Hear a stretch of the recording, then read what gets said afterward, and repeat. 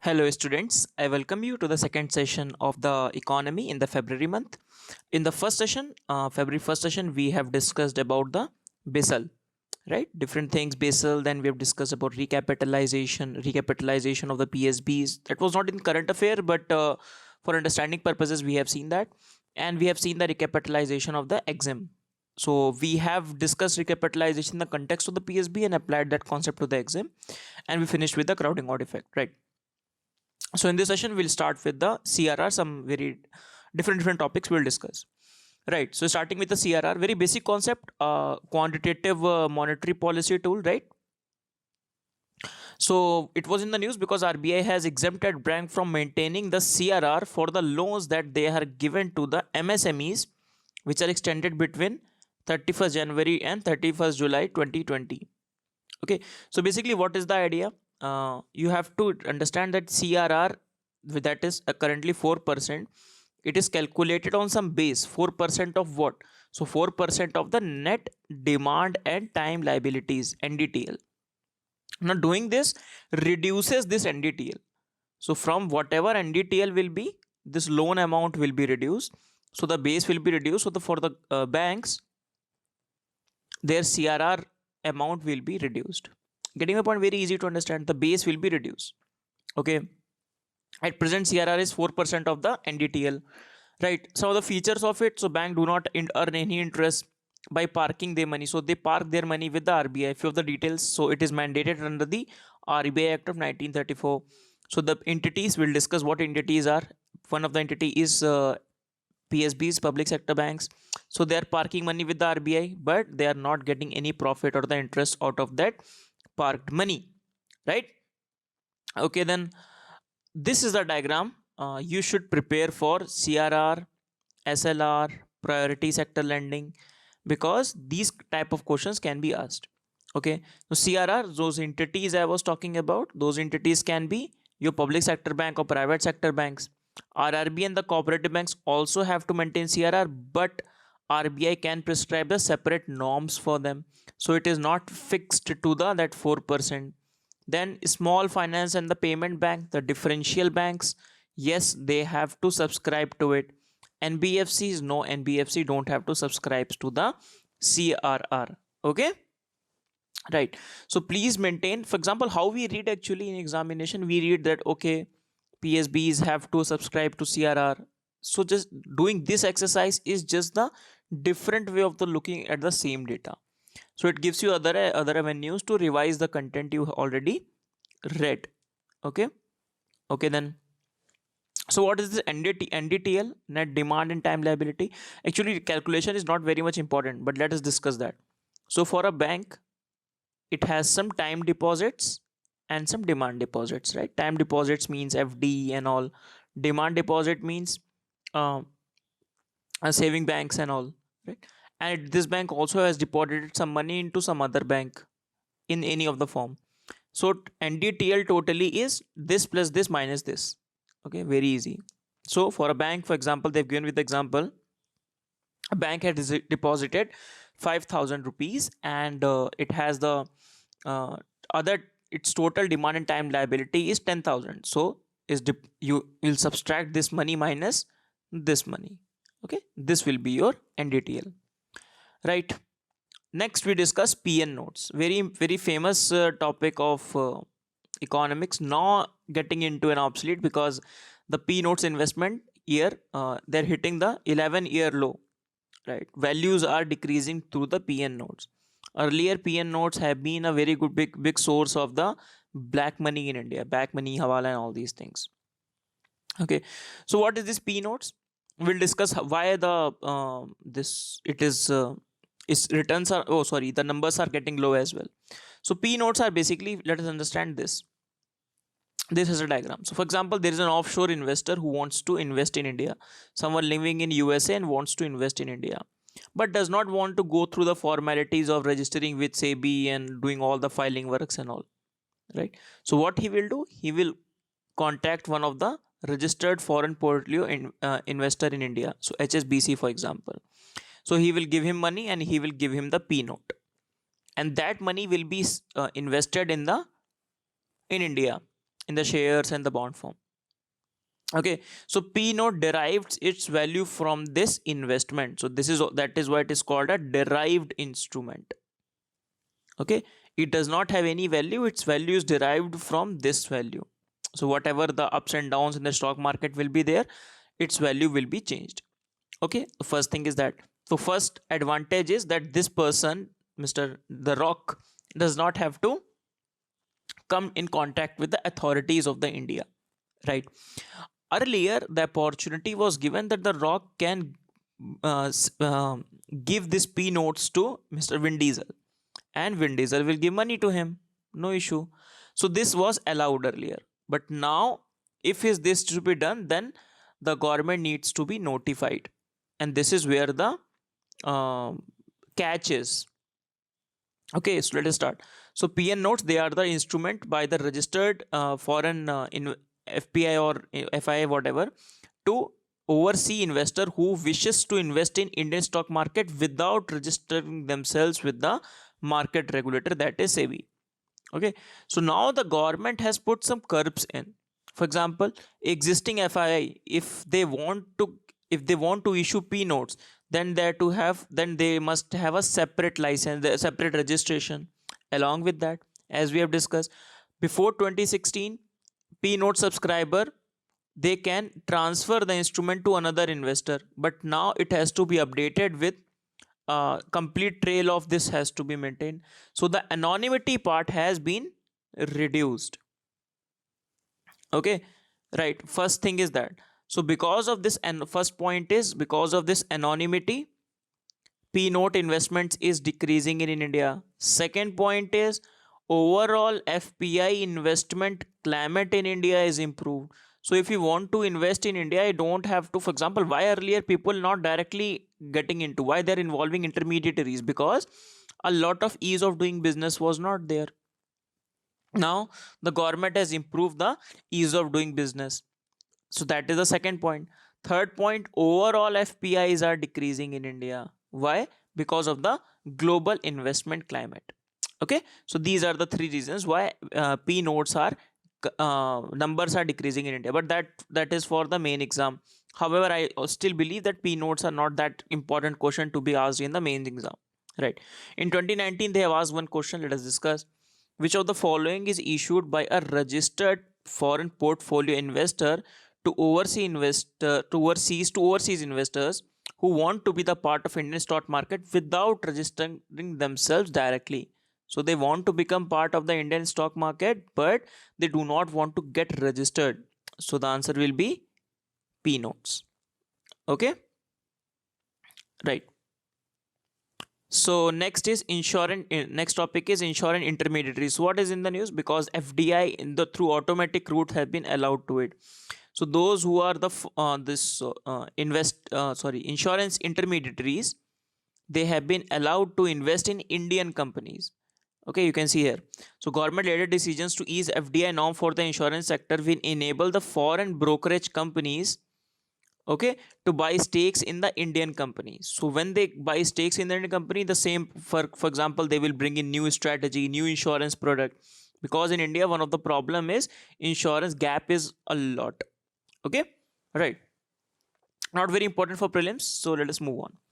Next is RBI planning and a plan India new umbrella entity for the retail payment system. So RBI is planning to have a corporate structure that will oversee the retail payment system in India. Okay, so still it is at a draft level. So new pan India new umbrella entity will focus on retail payment system with the minimum paid up capital of the 500 crore, right? So it will set up, manage and operate under the payment system. So it will take care of the ATMs, white level POS machines, Aadhaar enabled payment, remittance system, develop payment methods, and among the other. So it will take care of the retail payment infrastructure in a very professional manner, right? So they have disallowed any company 40% or plus of more of any particular promoter cannot be there. For example, one person cannot have the ownership of more than 40% investment. Okay, right. So they're building the retail landscape. However, it is not very important because as you can see, the draft is there. Okay, final thing has not yet come up.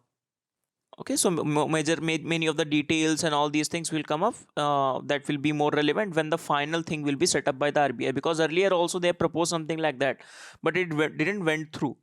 Okay, so when it will finally go through, then it becomes important for us. It was mentioned in the newspaper, that is why we are discussing it. Next is formation and promotion of the farmer producer organization scheme. Okay, very important scheme. Why? Because the farmer producer organization are said to be one of the organization that have the potential to improve the agricultural scenario in India.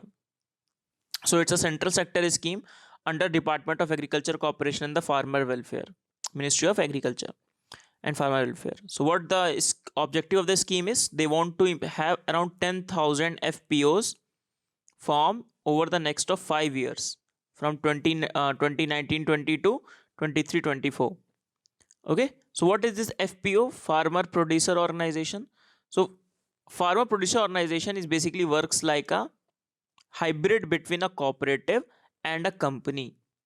Okay, so the professionalism of the company, but the membership and the profit of the, like the cooperative, for example, the members, and who will be the farmers.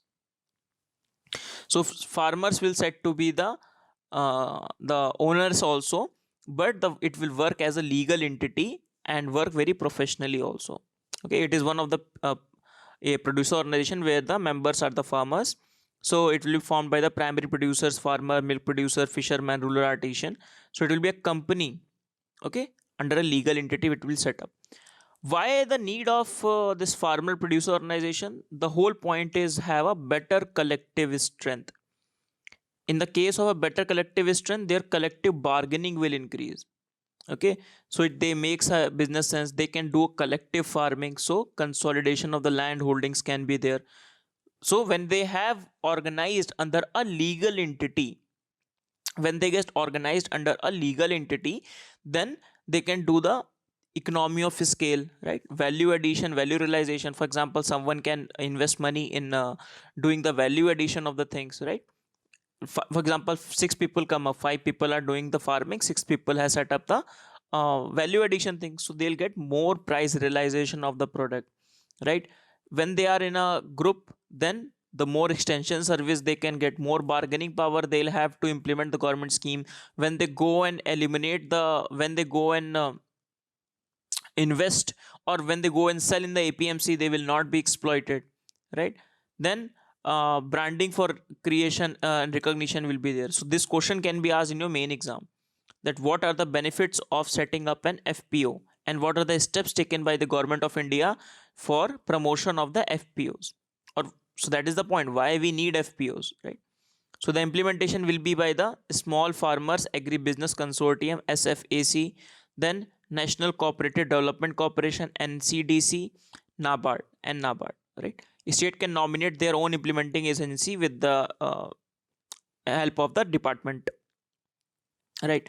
Some of the salient feature, not too much important, however, let us discuss. Cluster based business organization will be formed, so they will be cluster based. I already explained you many times, right? Many of the schemes are urban mission and all these are based on the cluster based approach. Minimum number of FPO in the plain will be 300 and 100 in the northeast and the hill area. 15% are FPO targeted in the aspirational district. So we have already discussed aspirational district program. So 15% of the FPO will be there, right?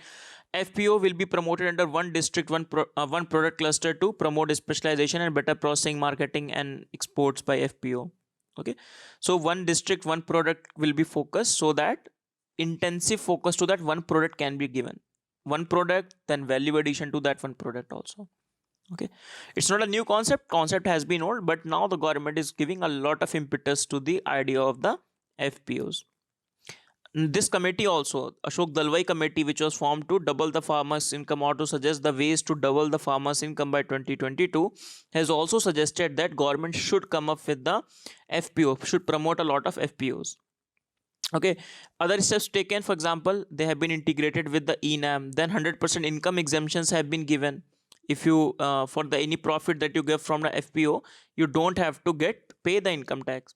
So government is taking some of the steps to promote the FPO, as it can be seen with the scheme to roll out around 10,000 FPO over the period of the 5 years, right? Now we're going to discuss a very important topic, government debts. Our status paper has been launched in the February month. Also a paper was launched. However, in the May month, May 2020, recently means May 2020, they have launched the research paper. So all the data, majority of the data I've taken are from the latest set of data. That is why I've covered it. Okay, right. So what you need to know, first of all, different types of the government debt, different classification. We'll discuss the classification detail. Some of the questions that have been asked in the government detail will also give you an idea how you should cover it. Okay, so let's start. So the government debt can be classified under the two things. First of all, the debt can be the central government. Total debt is central government and the state government. Okay, more importantly, will focus here on the central government. So for the central government, you can see central government debts around 45.7% of the GDP. All these figures are as percentage of the GDP. 45% of GDP total central government debts. Out of this, public debts, public debt means debt which are raised against the consolidated fund of India, are 40%. Other liability, they are the public account of India. So for example, whatever the money you get transferred to, for example, small saving schemes, so all these are included in the other liabilities, public account of India. Okay, these are 5.2%, and this is extra budgetary resource. We'll discuss in detail about this. This is very important for this year also, and for pre and mains both. So this is 0.5%. Okay, right. Then within that, what is you need to focus? Which value is more? For example, while discussing the budget, if you have seen our budget video, I have discussed the budget through numbers. Okay, so that if the question is asked in terms of, for example, whether the internal debt is more or external debt is more, they can ask you. So you need to understand that internal debt is more than external debt, first thing.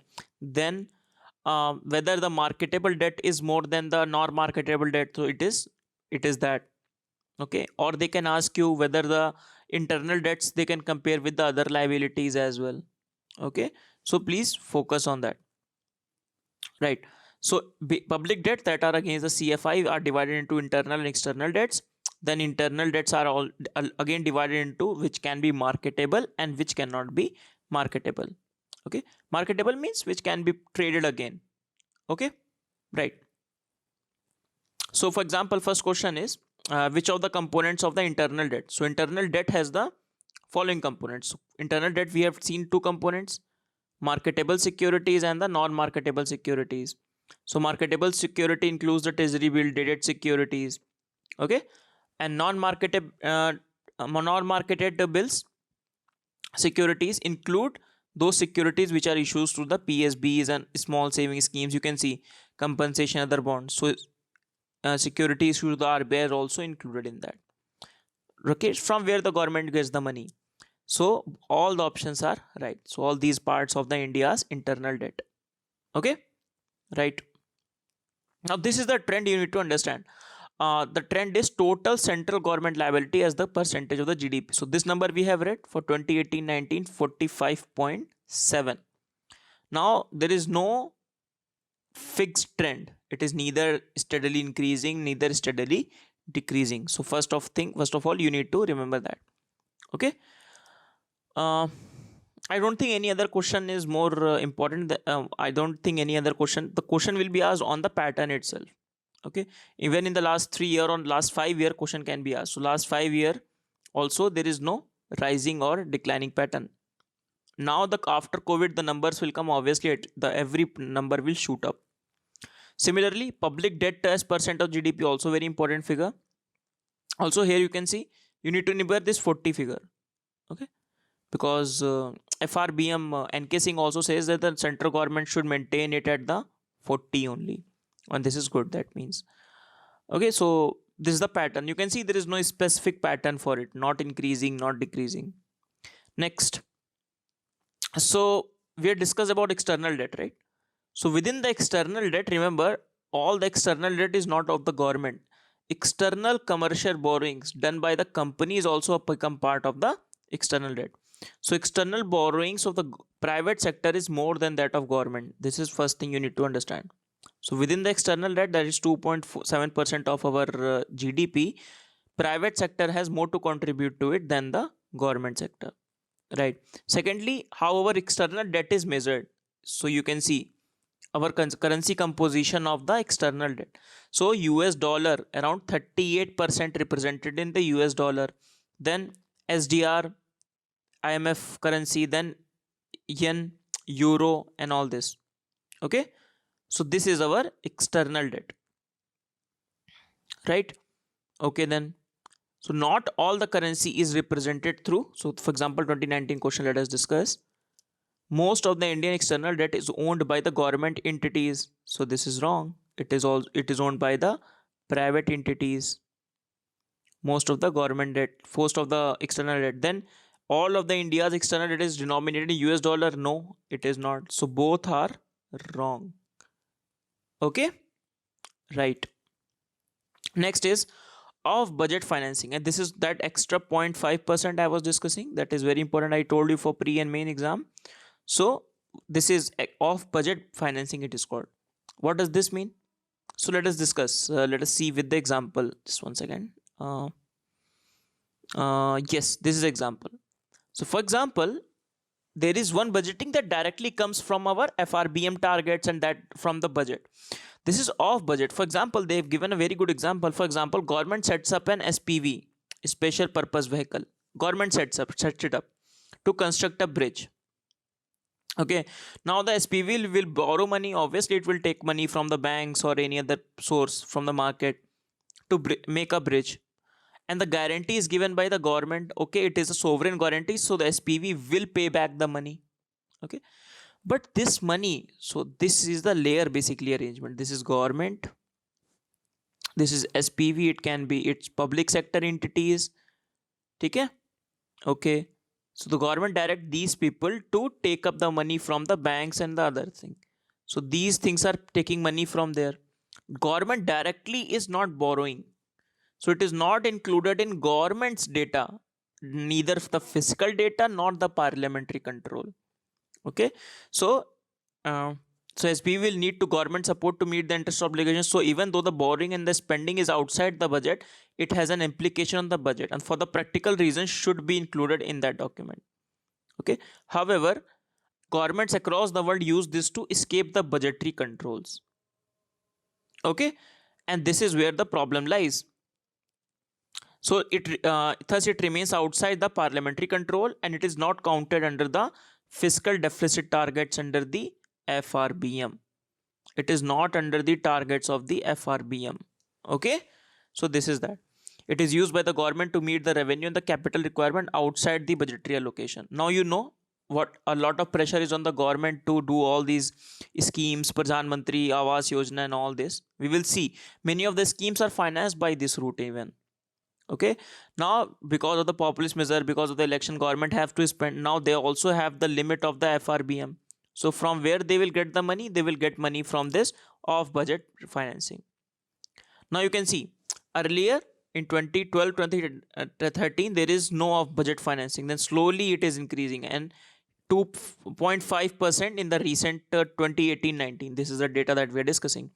And in the same document, they say that it is projected to go to 0.9% by 2021. So the government is planning to increase it, right? On the other hand, if we see the view of CAG as well as of the 15th Finance Commission, for example, you can see 15th Financial Commission says that both the state and the center should eliminate this extra budget borrowings. There should not be any extra budget borrowings, because ultimately it is the government which has to pay for it. Interest obligation and everything government has to pay. Many of the schemes you can see, Pradhan Mantri Krishi Sinchai Yojana, the Swachh Bharat Abhiyan, many of the schemes are from the extra budgetary borrowings, and this is not an healthy practice. This is not a transparent practice that should be taken up by the government. Okay, and as you can see, government itself projects in status paper that the amount is gonna go high and high, and this is not a good practice. Now let us see question. So the question was related to the FRBM. NK Singh committee actually recommended, so that is why fiscal review committee, that is NK Singh committee, FRBM committee recommended a debt to GDP ratio of the 60% for general by 2023, comprising of 40% of the state central government, 20% of the state government, right? Then central government has a domestic liability of 21% of the GDP as compared to 49% GDP of the state government. Is it right?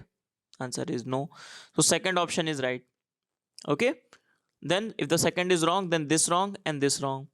Then as per the constitution, it's mandatory for the state to take up the central government consent for raising a loan if the farmer owes any outstanding limit to the debtor. Now there's a very simple fact present in your polity book. Okay.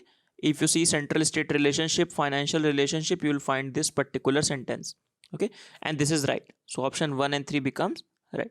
You can see the integration of the polity and the economy. Because in central state relationship, many a times, actually this is, I believe this is one of the neglected chapters of our polity book. Big chapter and very boring chapter, but a lot of fine details are there. So please read the administrative aspects of it, right? Please read the financial aspects of it, especially post GST. It becomes even more important. Okay, then with this we finish our session. So we started with the discussion on the CRR. We have discussed that CRR, they have to park money with the RBI. Then very simple static thing. Then this is the diagram I want you to make for the SLR and also for the PSL for your own purposes. For end time revision, these type of diagrams will really help you, because at the end time you may be able to, if you just miss out one detail, then it can be crucial in that deciding that one particular question, right? Then we discussed about NDTL. Then we discussed about P notes and why the decreasing trend on the P notes is there. So we have discussed 3 reasons of it. Then insurance intermediary FDI being allowed. Then RBI planning a pan India entity for the retail payment ecosystem. Then we discussed about the farmers producer organization, very important scheme, and FPO itself becomes very important for the prelims and the mains.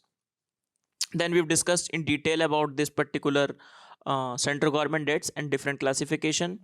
Then we have discussed these trends, 2 trends that we have discussed. And finally, we discussed the off-budget financing.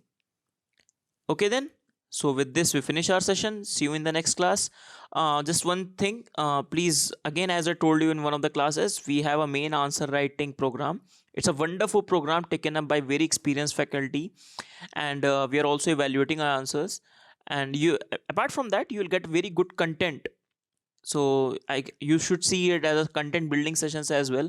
You'll also get an idea how to tackle the analytical questions, because in UPSC main question, one of the problems people face is the orientation, what to write in those questions. Rather than the factual detail, more important is the orientation. So if you get the orientation right, then everything is easy, right? Okay, then you can sign up to our Telegram channel to find out more details.